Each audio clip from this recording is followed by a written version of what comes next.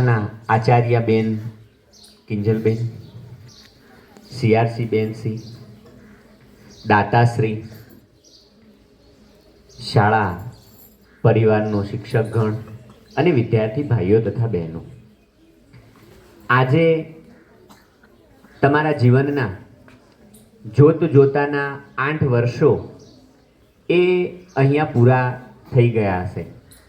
આજે તમારા મનમાં અનેક વિચારો આવતા હશે કે હવે પછી આપણે કેવી રીતે આગળ વધશું, ક્યાં જશું, શું કરશું. કારણ કે આ તમારા જીવનની એક સફર છે. હવે તમારી જે બીજી સફર છે એ હાઈસ્કૂલ કક્ષાની હશે અને તમને જુદા જુદા અનુભવો છે એ જીવનમાં દરેક જગ્યાએથી થશે. એટલે આ જે પાયાનો મુકામ છે એ એક મુકામ તમે પાર કર્યો છે અને તમારે બધાએ બીજા મુકામ તરફ એ આગળ વધવાનું છે. પણ તમારે એક વાત ધ્યાનમાં બેટા રાખવાની છે કે આ ઉંમરમાં 3 વાતો છે ને તમારે બરાબર ધ્યાન રાખવાની છે, તમારે બધાએ. તો તમારે આ ઉંમરમાં શું ધ્યાન રાખવાનું છે? તો શાળા જીવનમાંથી 3 વાતો તમારે, તમે પહેલા ધોરણમાં આવ્યા અને 8મા ધોરણ સુધી 3 વાતો એ હંમેશા તમે જોઈ છે. પહેલું કે ઘડિયાળ. તો તમારે તમારા જીવનના સફરને ઘડિયાળના કાંટે મિત્રો ગોઠવવું પડશે. તમને એવું થતું હશે, અહીંયા મારી સાથે આ 2 દીકરીઓ આવી છે એટલે તમને એવું થતું હશે કે સાહેબ આમને ફોટા પડવા લાયા હશે. ના, આ બંને મારી શાળાની ટોપર દીકરીઓ છે મિત્રો. પણ એમનો સમય બગાડીને એટલા માટે લાવ્યો છું કે એમને નવી નવી શાળાઓમાં જવું ગમે છે. એ શાળામાં શું સારું છે એ જોવું ગમે છે અને એના પછી એ અમારી શાળામાં એને એપ્લાય કરાવવા માટે પ્રયત્ન કરે છે. આ જે બેન વિડીયો લે છે ને, તમને એની એક નાનકડી વાત કહું, પછી એને હું નિકુંજભાઈને કહું છું, બેન શ્રી કિંજલબેન 5 મિનિટ એને આપજો, ખાલી એને તમારે સાંભળવાની છે. એ 1 થી 5 ધોરણ બેન શાળામાં જ નથી ગઈ, 1 થી 5 ધોરણ સ્કૂલમાં ગઈ જ નથી અને છતાં પણ ધોરણ 10માં કોઈ પણ ટ્યુશન વગર 92% માર્ક્સ લાવી છે 10મા ધોરણમાં. અને એનું સપનું છે કે સાહેબ ધોરણ 12માં હું જિલ્લામાં 1 થી 10માં હોઈશ. એટલા માટે તમને લાવ્યો છું અને તમારી જોડે. તો આપણે મૂળ વાત ઉપર આવીએ કે બેટા તમારે શું ધ્યાન રાખવું પડશે. તો તમારે સૌથી પહેલા ઘડિયાળ, તમારે તમારા જીવનને ઘડિયાળના કાંટે ગોઠવવું પડશે. સવારે ઉઠવાથી લઈ અને રાત્રે સૂવા સુધી તમારે દરેક વસ્તુનો ટાઈમ તમારો નક્કી હોવો જોઈએ. તમને ખબર હોવી જોઈએ કે મારે કેટલા વાગે ઉઠવાનું છે અને કેટલા વાગે સૂવાનું છે, મારે દરરોજ કેટલા કલાક અભ્યાસ કરવાનો છે. પહેલી વાત હતી ઘડિયાળ. બીજી વાત હતી ગણતરી. તમારા જીવનને બેટા તમારે ગણતરી પૂર્વક ગોઠવવાનું છે કે હું મારા જીવનમાં કેટલા કલાક મહેનત કરું તો હું મારા નક્કી કરેલા લક્ષ્યાંક સુધી પહોંચી શકું, હું મારી સફળતાને પ્રાપ્ત કરી શકું. એટલે પહેલી વાત હતી ઘડિયાળ, બીજી વાત હતી ગણતરી. અને શાળા જીવનમાં હંમેશા તમે એક વાત સાથે તમારા જીવનને સેટ કર્યું છે, તે એટલે ઘંટ, બેલ. એટલે તમારે બેલ સાથે તમે તમારા જીવનને સેટ કર્યું છે કે આટલા વાગે શાળા ભરાવાનો બેલ વાગે અને આટલા વાગે શાળા છૂટવાનો બેલ વાગે. તો તમારે તમારા જીવનમાં આ 3 વસ્તુઓને આજીવન તમે ભણી રહો તો પણ આ 3 વસ્તુઓ જો તમારા જીવનમાં આ પ્રાથમિક લેવલે તમે શીખ્યા છો. સૌથી પહેલી વસ્તુ કઈ? ઘડિયાળ, ગણતરી અને બેલ એટલે કે ઘંટ. આ 3 વાતોને તમારે જીવનની અંદર એ સ્થિર કરી દેવાની છે, કારણ કે તમારા પ્રાથમિક જીવનનો આ પાયો છે. પણ પછી તમે જો મોટા થશો અને શિક્ષક બનશો તો તમારે આ 3 વાતો છોડી દેવી પડશે, કારણ કે તો જ તમે એક સફળ શિક્ષક થઈ શકશો. સફળ શિક્ષક થવું હશે તો જીવનમાંથી આ 3 વાતોને એ દિવસે તમારે દૂર કરી દેવી પડશે. પહેલી ઘડિયાળ, સમય જોયા વગર શાળાએ જવું પડશે, સમય જોયા વગર કામ કરવું પડશે. બીજી વસ્તુ કે ગણતરી, કે મને શું મળશે, વધારે કલાક કામ કરું શાળામાં તો મને શું મળશે, આ ગણતરી છોડી દેવી પડશે. અને ત્રીજું ગણિત, એટલે કે બેલ. હું બેલ પડશે એટલે જ આવીશ અને બેલ પડશે એટલે જ જઈશ. આ ત્રણ વાતો છોડી દેશો તો તમે તમારા જીવનમાં એક સફળ શિક્ષક થશો. એના પછી બેટા અહીંયા તમે 8 વર્ષ પહેલા આવ્યા હતા, અને 8 વર્ષ પહેલા તમે જ્યારે આવ્યા હતા ને ત્યારે કેવા હતા? કોરી સ્લેટ હતા. તમારું જીવન કેવું હતું? કોરી સ્લેટ જેવું હતું. અને તમે શૂન્ય હતા. કેવા હતા? શૂન્ય હતા. પણ તમારા જીવનમાં 1 થી 9 સુધીના અંકોને ગોઠવવાનું કામ આ ગુરુજનોએ કર્યું છે. અને તમારી અંદર એ અંકોને ગોઠવ્યા છે ને એના કારણે તમારી જે કિંમત છે ને એ કિંમત વધી ગઈ છે. હવે તમે 8મા ધોરણથી પાસ આઉટ થઈને ભણીને બહાર જશો એટલે 10મામાં, 11મામાં, 12મામાં અને જીવનમાં તમારી જે કિંમત છે એ જુદી જુદી જુદી કિંમત છે ને એ તમારી થશે. પણ ક્યારે કિંમત થશે? તો આ ગુરુજનોએ તમને કહેલી વાતો તમે કેટલી યાદ રાખી છે. આ કિંમત એ સમાજ તમારી નક્કી કરશે કે તમારી કિંમત કેટલી છે. તમારી કિંમત કેટલી છે આ કોણ નક્કી કરશે? સમાજ નક્કી કરશે. કારણ કે ગુરુજનો તો તમને એક જ વર્ગમાં બધાને એક સાથે એક વિષય ભણાવે છે, પરંતુ તમે એને કેટલો ભણો છો એ તમારા ઉપર છે. યાદ રાખો, આપણામાં કોઈ ઠોઠ નથી કે કોઈ હોશિયાર નથી. આપણે બધા એક જ સરખા છીએ. પણ જે ક્ષણે તમે નક્કી કરો છો કે મારે હોશિયાર બનવું છે, એ ક્ષણેથી તમે હોશિયાર બનવાના શરૂ થઈ જાઓ છો. અને જે ક્ષણેથી તમે નક્કી કરો છો કે મને તો કંઈ જ નથી આવડતું, તો ધીમે ધીમે ધીમે તમારી પ્રગતિ છે ને બેટા અટકી જશે. એટલે જીવનમાં ક્યારે એવું નહીં માનવાનું કે હું ઠોઠ છું, મને કશું જ નથી આવડતું. કારણ કે તમારો આત્મવિશ્વાસ જ તમને આગળ લઈ જશે. બીજું કે તમારે તમારી કિંમત વધારવાની છે, તો તમે તમારી કિંમત કેવી રીતે વધારશો? સમાજમાં જશો એટલે તમારી મૂલ્ય છે ને તમારું જુદું જુદું મૂલ્ય થશે. સમાજ તમારું મૂલ્ય કરશે ને તમારી કિંમત નહીં થાય. તમારી સાથે આ ગુરુજનોની, તમારા માતા પિતાની, તમે જે સમાજમાંથી આવો છો એ સમાજની, તમે જે કુટુંબમાંથી આવો છો એ કુટુંબની પણ કિંમત નક્કી થશે. એટલે તમારે આ નક્કી કરવાનું છે. કિંમતની વાત નીકળી ને એટલે હું સરસ મજાની તમને એક વાર્તા કહું કે એક રાજા હતા અને રાજાના એક રાજ દરબારની અંદર એક વણિક વેપારી, વાણિયા હતા વેપારી, અને એ આવે છે. એમના હાથની અંદર એક જ કલરની 3, એક જ સરખો દેખાવ, એક જ સરખું વજન, એક જ સરખો આકાર, રંગ, રૂપ, બધું જ એક સરખું 3 મૂર્તિ હતી. અને એ 3 મૂર્તિ એ રાજસભાની અંદર રાજાને બતાવે છે. ત્યારે રાજાને ગમી જાય છે. એટલે રાજા પેલા વેપારીને પૂછે છે કે આ 3 મૂર્તિની કિંમત શું છે? ત્યારે પેલા વેપારી કહે છે કે આમાંથી એક મૂર્તિની કિંમત 1 રૂપિયો છે, એક મૂર્તિની કિંમત 1000 રૂપિયા છે, અને એક મૂર્તિની કિંમત 1 લાખ રૂપિયા છે. તો રાજાએ કહ્યું કે આવું કેવી રીતે હોઈ શકે?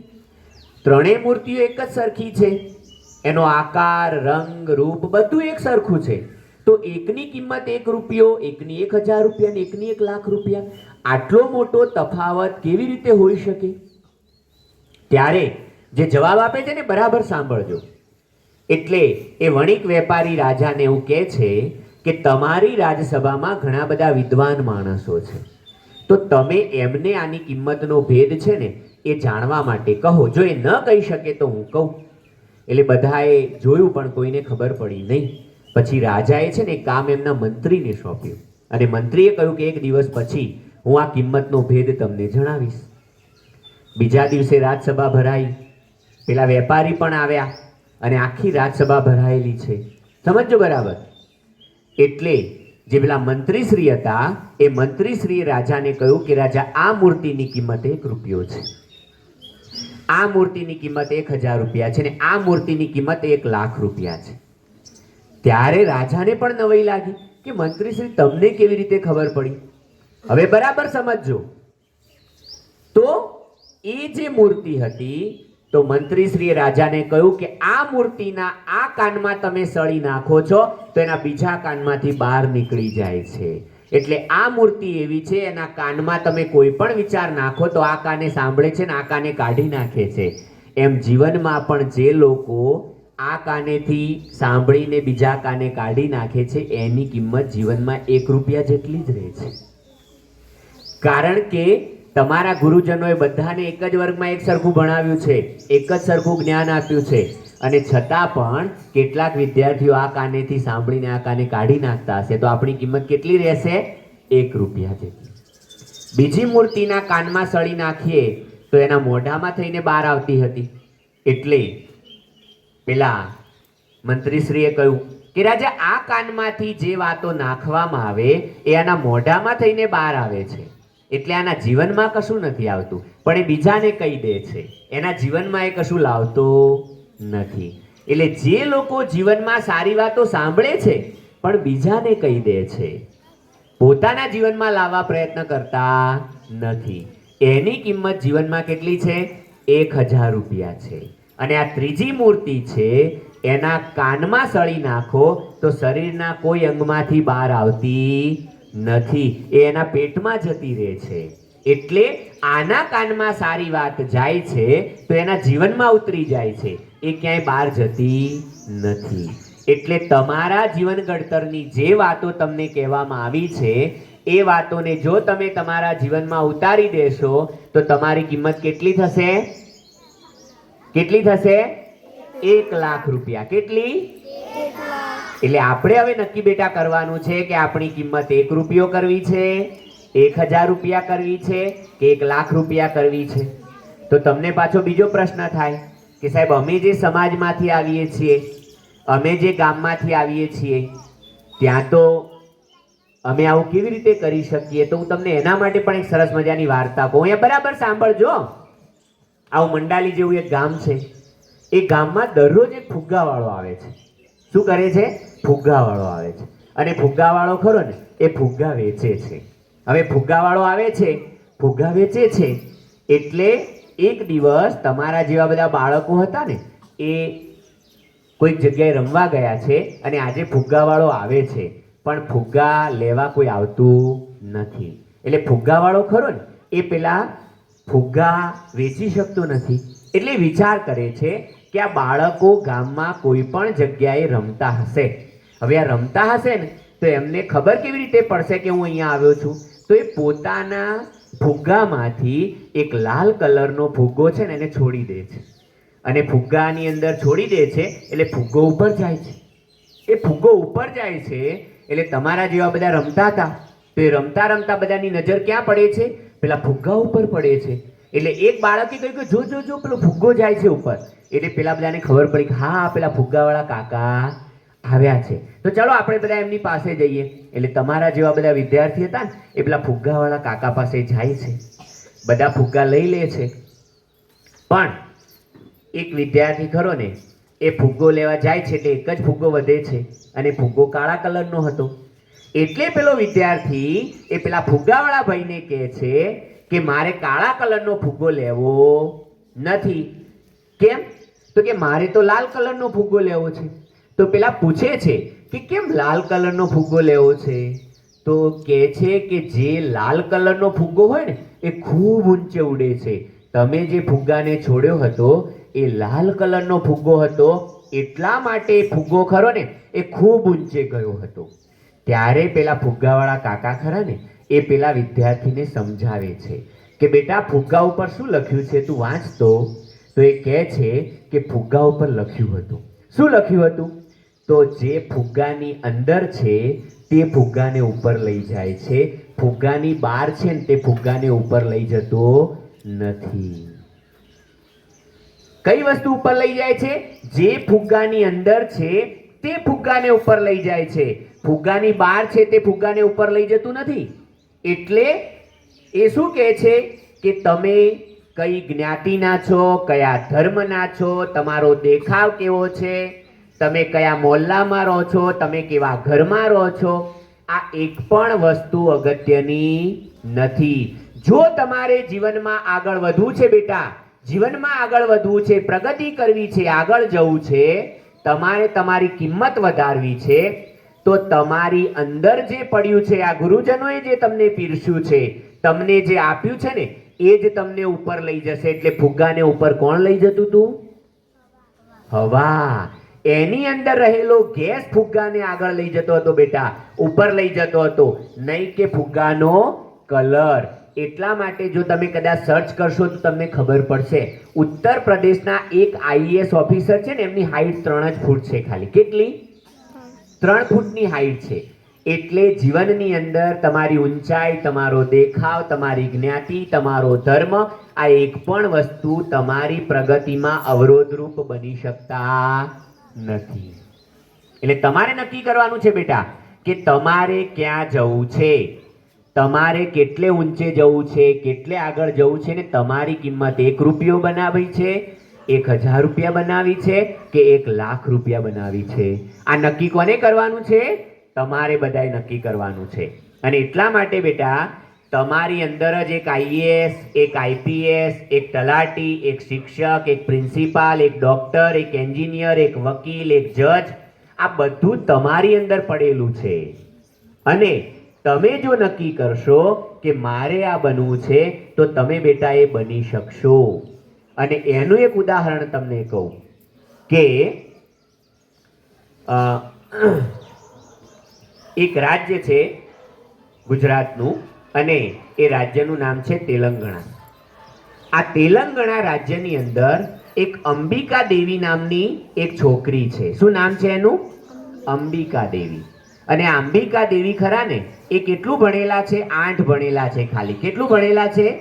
8. અને અંબિકા દેવીનો પતિ ખરો ને બેટા, એ પોલીસમાં છે. શેમાં છે?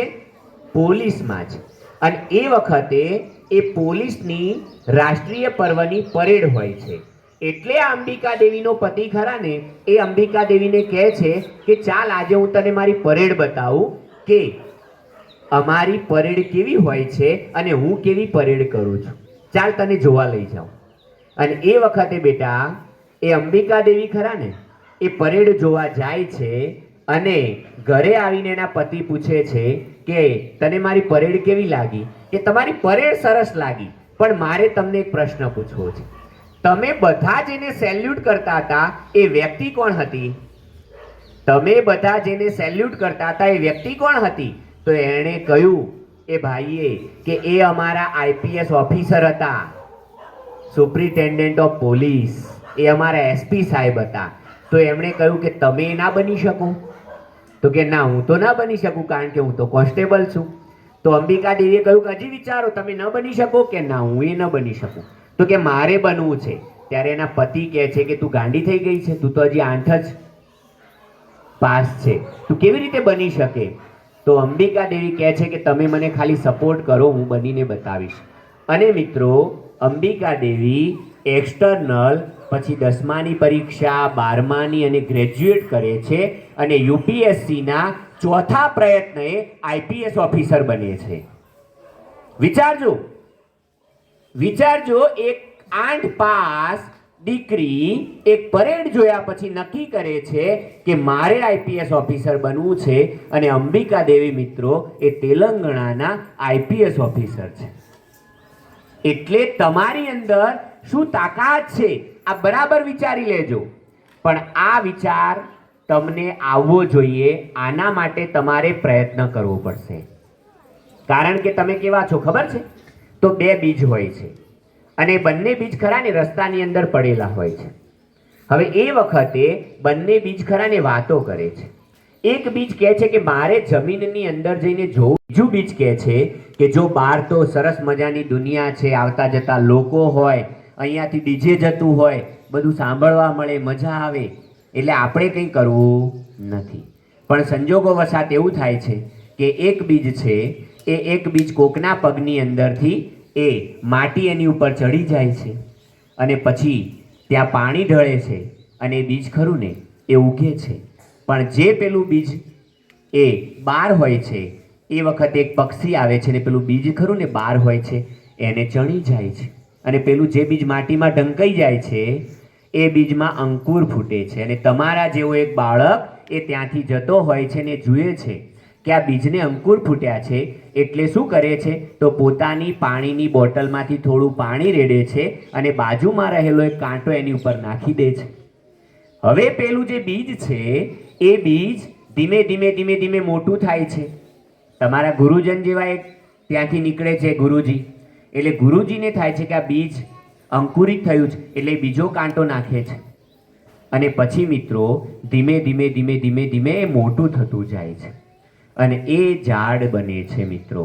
અને ઝાડ બન્યા પછી કેટલાય જીવનની છાંયડો બને છે. એ કેટલાય જીવનોનો છાંયડો બને છે, કેટલાય લોકોને ફળ આપે છે, કેટલાય લોકોને મદદરૂપ થાય છે. એમ તમે પણ જીવનમાં અત્યારે યાદ રાખજો, અત્યારે તમે ઊંઘશો તો આખી જિંદગી જાગવું પડશે અને અત્યારે જાગશો તો આખી જિંદગી ઊંઘી શકશો. સાહેબે કહ્યું ને, હેમચંદ્ર સાહેબે કહ્યું કે તમે જો ધ્યાન નહીં રાખો તો પાવડા, કોદાળી, ટોકર આપણા માટે તૈયાર છે, પણ ક્યારે આ ઉંમરમાં તમે જાગશો તો આખી જિંદગી આરામથી સૂઈ શકશો અને અત્યારે મિત્રો જો સૂશો, બરાબર આરામ કરશો તો આખી જિંદગી જાગવું પડશે. અત્યારે એન્ડ્રોઈડ ફોન વાપરશો તો આખી જિંદગી એવું પણ થાય કે કીપેડવાળા ફોનના પણ આપણને ફોફા પડે, પણ અત્યારે ફોન ના વાપરીએ તો કદાચ ભવિષ્યમાં આપણી પાસે આઈફોન પણ હોય. કારણ કે જે ઉંમર આપણા ભણવાની છે, આ ઉંમરને બેટા જો તમે બગાડશો, આ ઉંમરને તમે વેડફી દેશો તો જીવનમાં તમારી જાતનું ખૂબ મોટું નુકસાન કરશો. કારણ કે આ ઉંમર બેટા ભણવાની છે, આ ઉંમર એ જીવનની કારકિર્દીને બનાવવાની છે. આ ઉંમરે તમારે નક્કી કરવાનું છે કે મારે શું બનવું છે, મારે ક્યાં જવું છે, મારે જીવનની અંદર એ કેવી ગાડીમાં સફર કરવાની છે. તમને કદાચ ખબર નહીં હોય મિત્રો કે એક આઈએએસ કે આઈપીએસ હોય ને એને સરકાર 45 લાખની તો ગાડી આપે છે ફરવા માટે. કેટલી? 45 લાખ રૂપિયાની ગાડી આપે છે. 4 BHK બંગલો આપે છે, 4 રૂમ વાળો. એક રસોઈયો આપે, એના દ્વાર ઉપર 2 જણા. એ વિચારો કે એક અધિકારી એ શું કરી શકે. તમે પણ અધિકારી થઈ શકો બેટા, તમે પણ આ બની શકો. એટલે જીવનની અંદર એ તમારે નક્કી કરવાનું છે કે અમારે ક્યાં જવું છે, અમારે શું બનવું છે, અમારે શું નક્કી કરવું.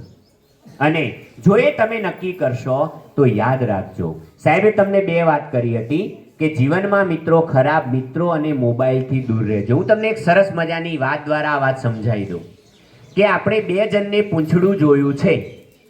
2 જણને પૂંછડું જોયું છે ને તમે? એક હનુમાનજીને જુઓ તો પણ હનુમાનજીને પૂંછડી છે, અને બીજી ગામમાં ઉકરડામાં કોઈ ગધેડું ફરતું હોય ને તો એને પણ પૂંછડી છે. પણ તમે ગધેડાનું પૂંછડું પકડશો તો તમને ઉકેડામાં લઈ જશે, પણ હનુમાનજીનું પૂંછડું પકડશો તો તમને રામ ભણી લઈ જશે. એટલે તમે કોની મિત્રતા કરો છો ને આ સૌથી મોટી વાત છે. તમે કોની પૂંછડી પકડો છો?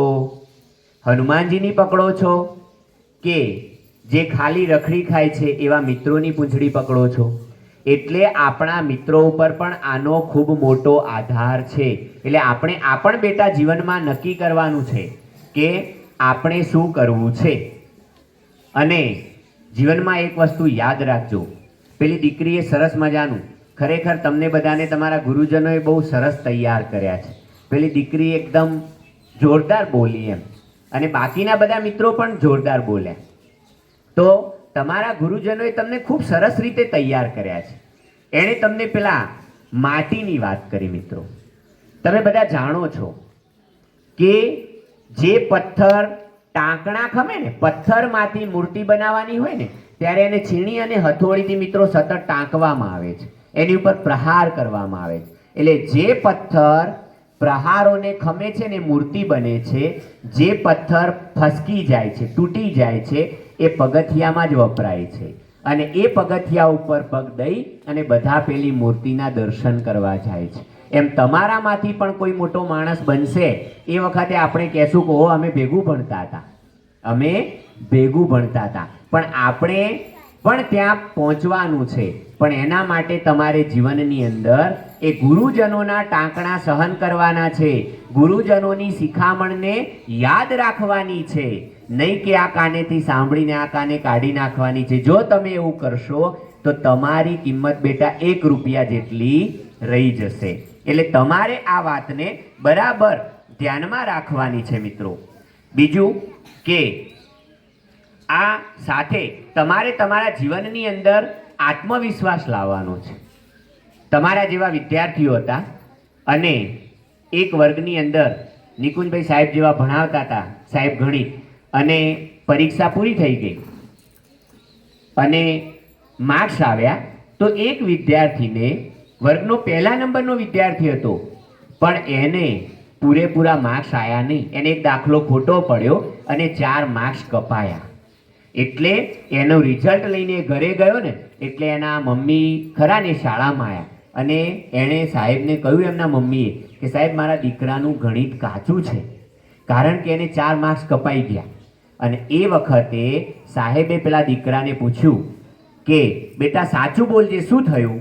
એટલે કે સાહેબ દાખલો તો મેં સાચો ગણ્યો હતો, જવાબ તો મારે બરાબર આવતો હતો, પણ થયું એવું કે મને એવું થયું કે જવાબ સાચો છે કે નહીં, એટલે મેં મારા બાજુવાળાની અંદર જોયું અને મારે 20 જવાબ આપતો હતો, પણ એને 25 હતો ને, એટલે મેં 25 કરી દીધો.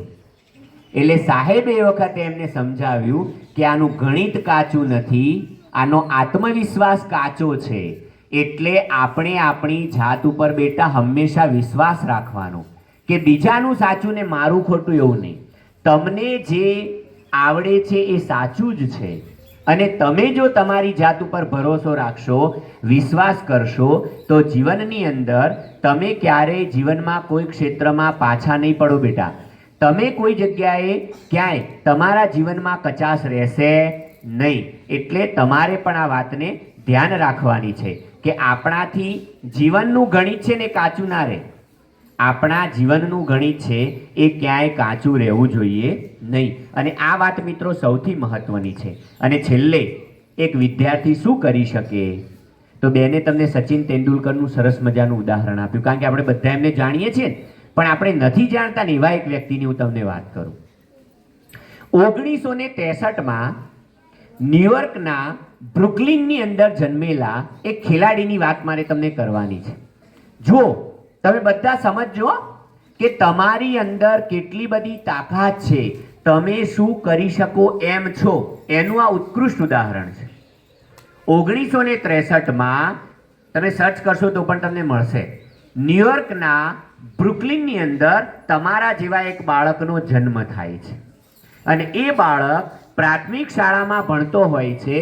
અને પ્રાથમિક શાળામાં ભણતો હોય છે એટલે એક દિવસ એના પપ્પા એને લાવીને એક ટી-શર્ટ આપે છે, જર્સી આપે છે, અને એના પપ્પા એને કહે છે કે બેટા, એનું નામ છે માઇકલ જોર્ડન. એ ખેલાડીનું નામ છે માઇકલ જોર્ડન. તમે સર્ચ કરશો ને તો તમને મળી જશે. આ માઇકલ જોર્ડન છે. એ માઇકલ જોર્ડનને એના પપ્પા કહે છે કે બેટા, આ જર્સી છે ને, આ ટી-શર્ટ એ તારે $2 વેચવાની છે. ત્યારે માઇકલ એના પિતાને કહે છે કે પપ્પા, આ તો $1 છે, $1 છે, આ $2 કેમ વેચાય? તો એના પિતાજી કહે છે કે બેટા, એ તારે વિચારવાનું છે કે તું આને $2 કેવી રીતે વિચારી શકે અને વેચી શકે. તો એ વખતે માઇકલ એક દિવસ બરાબર વિચારે છે અને પછી એને વિચાર આવે છે કે આ ટી-શર્ટને હું બરાબર વાળી દઉં અને વાળ્યા પછી ગોદડાઓની વચ્ચે મૂકી દઉં, જેના કારણે ઈસ્ત્રી જેવી સરસ મજાની એને એ પ્રેસ થઈ જાય અને પછી હું એને વેચવા લઈ જાઉં. માઇકલ એવું કરે છે, સરસ મજાની એની ઉપર ગળી પડી જાય છે અને માઇકલ છે ને આ ટી-શર્ટને લઈને રેલવે સ્ટેશને વેચવા માટે જાય છે. અને માઇકલ જ્યારે એને વેચવા માટે જાય છે પછી રેલવે સ્ટેશને બધાને બતાવતો હોય છે કે ભાઈ, આ $2 ટી-શર્ટ છે અને સવારથી સાંજ સુધી રજાનો દિવસ હતો અને રજાના દિવસે રમવા જવા ન મળ્યું અને આ ટી-શર્ટ વેચવા રેલવે સ્ટેશને ગયો છે માઇકલ, અને સવારથી સાંજ સુધી પ્રયત્ન કરે છે. ત્યારે આ ટી-શર્ટને, આ જર્સીને $2 વેચે છે. માઇકલ ખુશ થઈ જાય છે અને માઇકલ એ ટી શર્ટને વેચ્યા પછી ઘેર આવીને એના પપ્પાને આપે છે કે લો $2 વેચી દીધી.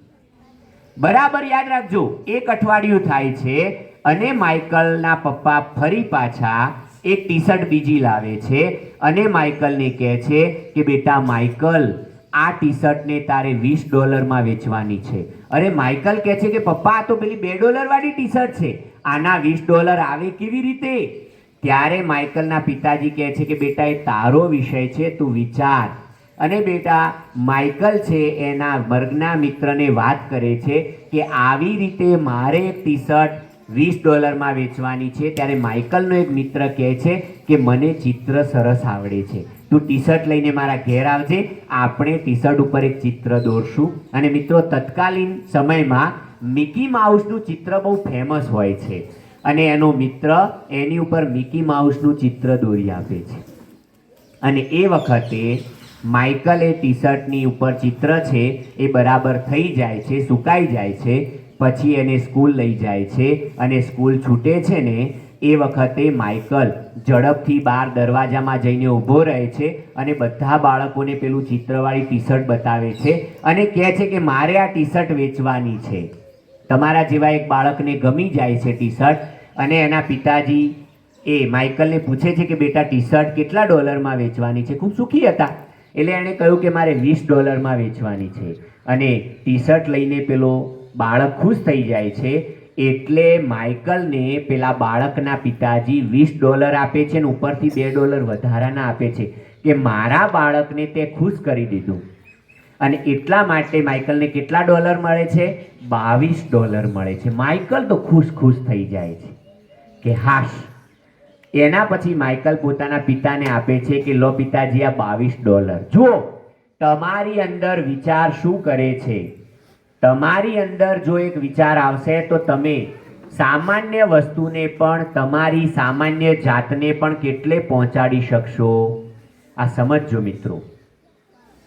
હું ભૂલી ગયો છું પણ એક વિદ્યાર્થી તમારા જેવો હતો કે 7મા ધોરણ સુધી એના પગમાં પહેરવા ચપ્પલ પણ નહોતા.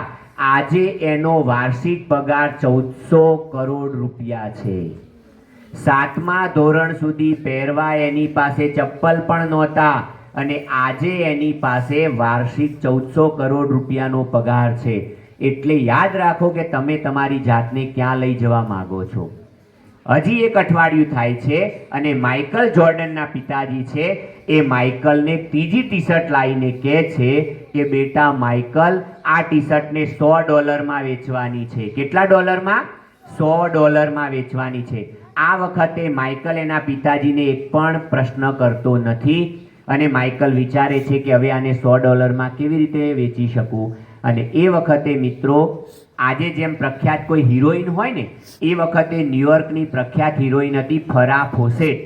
અને આ ફરાહ ફોસેટ એ વખતે બ્રુકલિનમાં આવી હોય છે અને આ માઇકલ છે એ ફરાહ પાસે જાય છે અને ફરાહની સહી લે છે, ઓટોગ્રાફ પેલી ટી શર્ટ ઉપર લઈ લે છે. અને પછી માઇકલ બજારમાં જઈને ઊભો રહે છે અને કહે છે કે ભાઈ આ ફરાહના ઓટોગ્રાફ વાળી ટી શર્ટ મારે આપવાની છે. ત્યારે જે એનો ફેન હોય છે, એનો જે ચાહક હોય છે એ કહે છે કે કેટલામાં આલવી છે? તો માઇકલ કહે છે કે $100. તો એ તૈયાર થઈ જાય છે. ત્યારે બીજો કહે છે કે હું $150 આપું, મને આપી દે. અને એ વખતે માઇકલને એવું થાય છે કે એના પૈસા વધારે આવશે અને માઇકલ બોલે છે. આપણે નથી પેલો જેમ કોઈ કાર્યક્રમ હોય તો આપણે બોલીએ છીએ કે ભાઈ બોલો $1000 કોને લેવું છે? તમે ગંજ બજારમાં જાઓ કે એવું હોય તો બોલી બોલાય છે. તો એ રીતે બોલી બોલાય છે મિત્રો. અને માઇકલની આ ટી શર્ટ $1200 વેચાય છે. કેટલા? $1200 વેચાય છે. તો $2 ટી શર્ટ એ માઇકલ કેટલા ડોલરમાં વેચે છે? $1200 વેચે છે. એમ કોઈ પણ વસ્તુની કિંમતનો આધાર એ તમારા આઈડિયા ઉપર છે, તમારા વિચાર ઉપર છે કે તમે કેવું બેટા વિચારી શકો છો, તમે એને કેટલી કિંમત વધારી શકો છો. એમ તમારે તમારી જાતની કિંમત બેટા વધારવાની છે, આ ગુરુજનોની કિંમત વધારવાની છે. અને તમારું જે ઘડતર કર્યું છે એ ઘડતરની અંદર એ તમારે આ બરાબર વિચાર કરી અને જીવનની અંદર તમે કેટલે સુધી તમારી જાતને બેટા લઈ જઈ શકશો, આ તમારે વિચારવાનું છે. કારણ કે જીવનનો એક જ સિદ્ધાંત છે, ને સિદ્ધાંત કહીને હું મારી વાત પૂરી કરીશ. વિચાર તને સ્ફુરશે વિચારી તો જો, વિચાર તને સ્ફુરશે વિચારી તો જો. મક્કમ મનોબળથી તારા લક્ષ્યને તું ધારી તો જો. અને એના માટે મિત્રો 3 જ સિદ્ધાંત છે જીવનમાં, કે ખખડાવશો તો ઉઘડશે. યાદ રાખો, ખખડાવશો તો ઉઘડશે, શોધશો તો જડશે, અને માગશો તો જ મળશે. એટલે જીવનમાં માગશો તો મળશે, ખખડાવશો તો જ ઉઘડશે, અને શોધશો તો જ જડશે. એટલે તમારે વિદ્યાર્થી તરીકે તમારા જીવનમાં આ 3 સિદ્ધાંતોને લાવી દેવાના છે, કે આપણે માગવું પડશે ગુરુજનો પાસે, એટલે ઓટોમેટિક તમને મળશે. તમારે ખખડાવવું પડશે, ઓટોમેટિક ઉઘડશે, અને તમે શોધશો તો તમને જડશે. આ વાતને મિત્રો જો તમે તમારા જીવનમાં સ્થિર કરશો તો તમને બેટા તમારા જીવનમાં ઘણું બધું મળશે, અને તમે જીવનમાં ખૂબ આગળ જશો.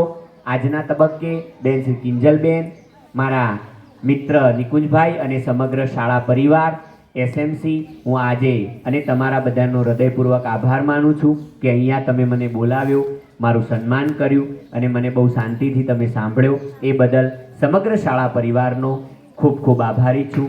અસ્તુ. જય હિન્દ, જય ભારત.